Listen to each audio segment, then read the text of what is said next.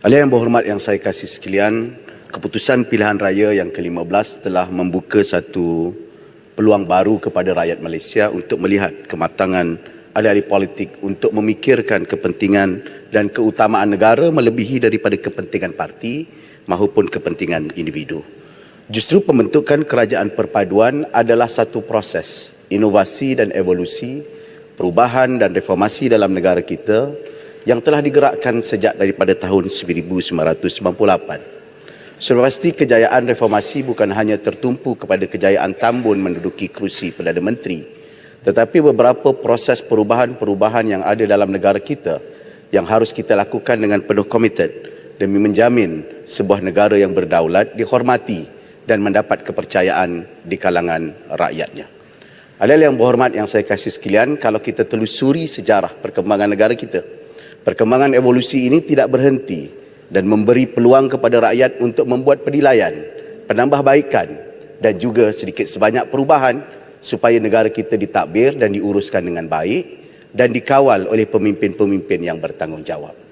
Dasar tentang ekonomi negara sebagai contoh telah berkembang dengan cukup rancak seperti dasar ekonomi baru, dasar pembangunan nasional dan juga beberapa perubahan-perubahan dasar yang menjurus kepada dasar kepedulian dan pemberian bantuan berdasarkan keperluan berbanding daripada aspek-aspek yang selalu dikembangkan tentang politik perkauman dan sebagainya.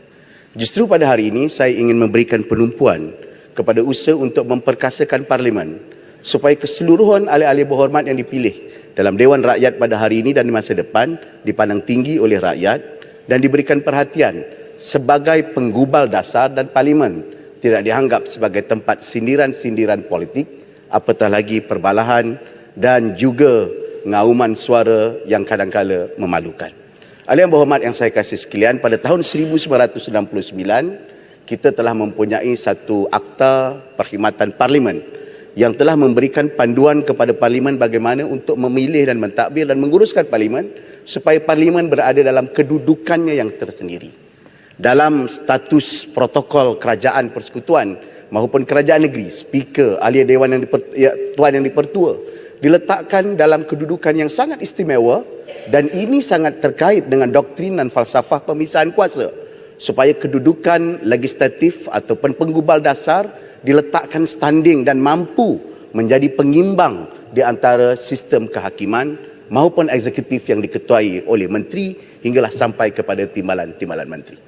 Namun apabila akta ini dihapuskan pada tahun 1992, terdapat satu usaha untuk menggabungkan dan kelihatan Parlimen sudah menjadi seperti rubber stamp ataupun Parlimen hanya menjadi satu tempat untuk meluahkan perasaan.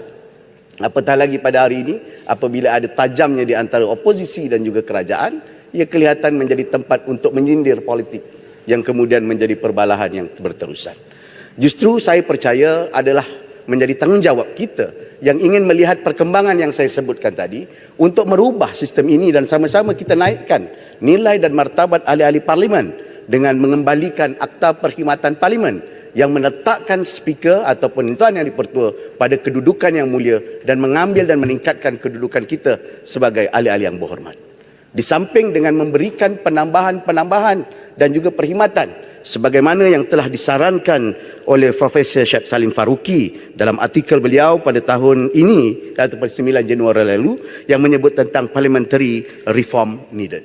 Ahli yang berhormat yang saya kasih sekalian, pada tahun 2018 beberapa jawatan kuasa dan tahun 2019 telah diwujudkan berbanding daripada 5 asas jawatan kuasa pilihan yang telah ada di dalam Parlimen. Saya percaya langkah ini perlu dikembangkan sekali lagi dan diperbanyakkan dengan menambah beberapa ahli-ahli jawatan kuasa dan menjadikan pendengaran, mesyuarat jawatan kuasa ini dengan lebih kerap, membincangkan banyak-banyak perkara yang terlibat seperti jawatan kuasa keselamatan makanan, bekalan dan pelbagai perkara yang ditimbulkan supaya hal-hal spesifik ini dapat ditimbulkan dan dapat diceritakan dengan lebih terperinci dan akhirnya kita menjadi benar-benar penggubal dasar ataupun mereka yang merangka dasar dan juga merangka perlembagaan dan perjalanan negara pada masa depan. Ahli yang berhormat sekalian, dengan adanya Akta Perkhidmatan Parlimen yang kita boleh kembalikan, saya percaya kita akan dapat melantik speaker yang lebih berkuasa, speaker yang boleh menentukan pegawai-pegawainya speaker yang mempunyai peruntukannya yang sendiri, dan ini akan bertepatan dengan doktrin pemisahan kuasa yang sememangnya embedded dengan izin ataupun berakar dalam sistem pemerintahan dan pentadbiran negara. Sementara itu, saya juga percaya ahli yang berhormat di sini memerlukan pengkaji-pengkaji dan juga pakar-pakar yang boleh dirujuk. Justru dengan Akta Perkhidmatan ini, Parlimen berhak untuk melantik pakar rujukan. Parlimen berhak untuk melantik penasihat-penasihat. Parlimen berhak untuk melantik pengkaji-pengkaji dan researcher yang boleh membantu. Sekarang jumlah researcher kita kalau dipingkirkan dengan rasio 222 ahli Parlimen, ia tidak akan bertepatan dan tidak akan memberi ruang kepada kita. Malahan library ataupun perpustakaan kita, rujukannya, baik handsetnya tidak dapat dinilai dan dijadikan sebagai panduan khususnya kepada ahli-ahli Parlimen yang baru pada hari ini dan pada masa-masa depan. Justru dengan peruntukan yang lebih besar sebagaimana yang kita harapkan ataupun usaha kerajaan ke arah tersebut, ia akan menambah peruntukan dan kita boleh memperkukuhkan perdebatan, perbincangan, perkara yang dibangkitkan oleh ahli Parlimen dalam sidang ataupun dalam Dewan Yang Mulia pada hari ini. Saya percaya kalau ini dapat kita lakukan, sudah pasti kita akan dapat memperkemaskan lagi.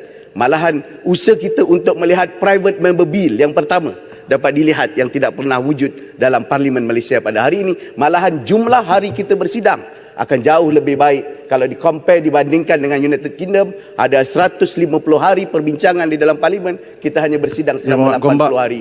Saya mau sikit penjelasan berkaitan reformasi Parlimen.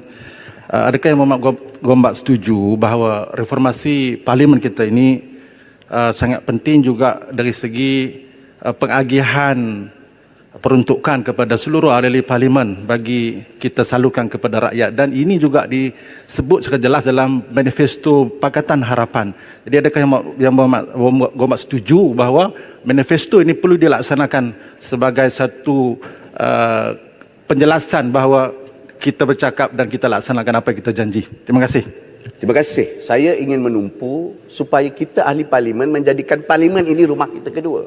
Supaya kita boleh duduk, berbincang, berbahas tentang hal tuju dan dasar dan kerangka besar negara daripada menunjuk longkang dan jalan setiap hari untuk menyambung perkhidmat kita pada masa-masa depan. Tapi saya tidak halang usaha itu. Dan ia harus dibuktikan juga dengan di negeri Kedah, Terengganu dan Kelantan untuk memberikan peruntukan yang sama rata kepada oposisi yang ada di sana. Ahli yang berhormat yang saya kasih sekalian, sebab itu saya percaya beberapa jawatan kuasa baru boleh dirujuk ataupun boleh ditimbulkan atau diwujudkan supaya Parlimen ini lebih melebar dan dapat melihat dengan lebih luas perkhidmatan dan perjalanan kerajaan. Pertama, jawatan kuasa pilihan khas anak-anak syarikat dan badan berkanun. Kedua, jawatan kuasa pilihan khas federalisme, kerana ia melibatkan negeri Sabah, Sarawak, Selangor dan negeri-negeri yang lain. Yang kadang-kadang Selangor penyumbang 24.8% kepada KDNK nasional. Tetapi sumbangan balik hanya dapat bawah daripada 5 hingga 10%. Sabah, Sarawak sebagai wilayah yang dianggap sebagai keluarga Malaysia harus dinilai dan diberikan perhatian dan diberi peruntukan yang lebih sesuai dengan kedudukan sebagai rakan kongsi Malaysia. Ini contoh-contoh perkara yang boleh ditimbulkan dengan lebih terperinci dan bukan hanya diwar-warkan dalam propaganda dan suara-suara popular ketika berbahas dalam Parlimen. Yang ketiga, jawatan kuasa pengangkutan awam melihat kesesakan di bandar-bandar utama dengan perkembangan urbanisasi yang sangat tinggi. Keempat, jawatan kuasa mobiliti sosial, dan yang kelima, jawatan kuasa masyarakat menua yang saya lihat sikit sebanyak disentuh tentang pengambilan dan pengeluaran KWSP.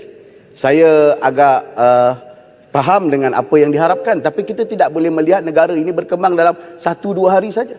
Kerana satu kajian yang baru dibentangkan kepada kami ketika kami membuat retreat baru-baru ini, ada satu kajian bahawa dengan pengeluaran-pengeluaran yang dibenarkan ketika PKP, ketika COVID-19, yang saya percaya membantu rakyat, tapi perbelanjaannya tidak diagihkan dengan tepat, akhirnya menimbulkan apa?